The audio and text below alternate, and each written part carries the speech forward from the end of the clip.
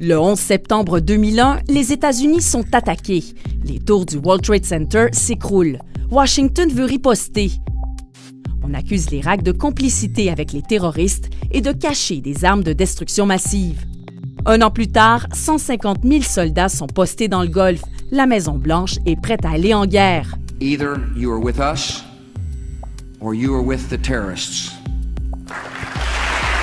La France, la Russie et l'Allemagne s'y opposent. Son allié naturel, le Canada, est contre une intervention sans l'accord de l'ONU. Mais une coalition qui réunit plus de 30 pays est formée. Le 20 mars 2003, l'ONU est ignorée et Bagdad bombardée. Les forces armées de la coalition entrent en Irak par la frontière du Koweït. Des puits de pétrole brûlent dans le sud.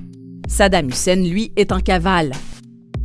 Le 1er mai, 2 mois après l'invasion, George W. Bush annonce la fin des combats. In the Battle of Iraq, the United States and our allies have prevailed. La suite des choses le fera mentir. Des tensions religieuses éclatent. Des milliers de personnes meurent dans des attentats. Le 13 décembre 2003, la fuite de Saddam Hussein est terminée. Il est condamné à mort. Aux États-Unis, la guerre est impopulaire. Les Américains craignent un bourbier comme au Vietnam. Le pays sombre dans une guerre civile. En un an, plus de 34 000 personnes sont tuées. Bush mandate le commandant général David Petraeus pour trouver une solution. On lui donne 21 000 soldats en renfort.